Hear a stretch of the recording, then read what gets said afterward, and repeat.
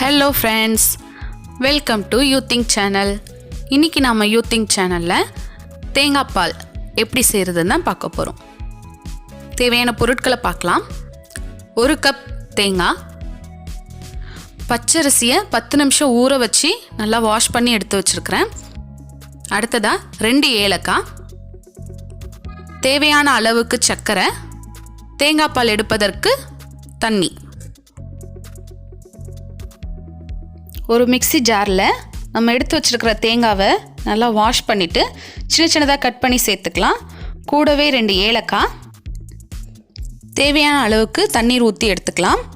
அடுத்ததாக 10 நிமிஷம் ஊற வச்சுருக்கிற பச்சரிசியை நல்லா வாஷ் பண்ணி அதையும் இதை கூடவே சேர்த்துக்கலாம். இது எல்லாத்தையுமே நல்லா நைஸாக அரைச்சி எடுத்துகிட்டு வந்துடலாம். அரைச்சதுக்கப்புறமா இதை இந்த மாதிரி ஒரு வடிகட்டியில் மாற்றிக்கலாம். தண்ணி தனியாகவும் திப்பியை தனியாகவும் நல்லா வடிகட்டி எடுத்துக்கலாம்.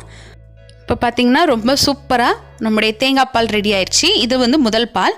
இதை ஒரு டம்ளரில் நம்ம மாற்றி எடுத்துக்கலாம். பாருங்கள், பார்க்கும்போதே ரொம்ப நல்லாயிருக்கு, நல்லா திக்காக இருக்குது.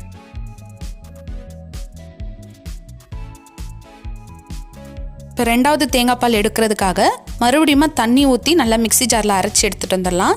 அதையும் அதே மாதிரி நம்ம வடிகட்டி எடுத்துட்டோம் அப்படின்னா நம்முடைய 2வது தேங்காய் பால் ரெடி ஆயிடுச்சு.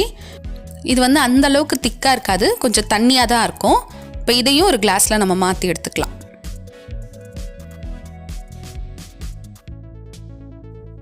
நல்ல சூப்பரான டேஸ்ட்டில் தேங்காய் பால் ரெடி ஆயிடுச்சு. இது நம்முடைய முதல் பால், இது 2வது பால். ரெண்டுமே ரொம்பவே ஆரோக்கியம்தான். ஆனால் முதல் பால் இன்னும் ரொம்பவே நல்லா சத்துள்ளதாக இருக்குது. இப்போ இது அரைச்ச திப்பி. இதை வேஸ்ட் பண்ண வேண்டாம். இதை பயன்படுத்தி எப்படி ஒரு சூப்பரான பர்பி வீட்லேயே செய்யலாம் அப்படின்றதுக்கான வீடியோ நான் ஏற்கனவே போட்டிருக்கேன். லிங்க்கையும் மேலே கொடுக்குறேன், நீங்கள் செக் பண்ணி பாருங்கள். இப்போ இந்த தேங்காய் பால் அப்படியே குடிக்கலாம். நீங்கள் விருப்பப்பட்டீங்க அப்படின்னா தேவையான அளவுக்கு சர்க்கரையும் சேர்த்துக்கலாம். உங்களுடைய டேஸ்ட்டுக்கு ஏற்ப சர்க்கரையை சேர்த்துக்கோங்க. நான் இன்றைக்கி 3 டேபிள் ஸ்பூன் சேர்த்துருக்கிறேன். இப்போ அதையும் சேர்த்து நல்லா கலக்கிட்டு நீங்கள் எடுத்துக்கலாம். ரொம்பவே சூப்பரான உடலுக்கு ஆரோக்கியமான தேங்காய் பால் ரெடி ஆயிடுச்சு. இப்போ இந்த தேங்காய் பாலை பயன்படுத்தி தேங்காய் சாதம் எப்படி செய்கிறதுக்கான வீடியோவையும் நான் போட்டிருக்கிறேன். நீங்கள் விரும்பினீங்கன்னா அதையும் போய் பாருங்கள். தேங்க்யூ ஃபார் வாட்சிங்.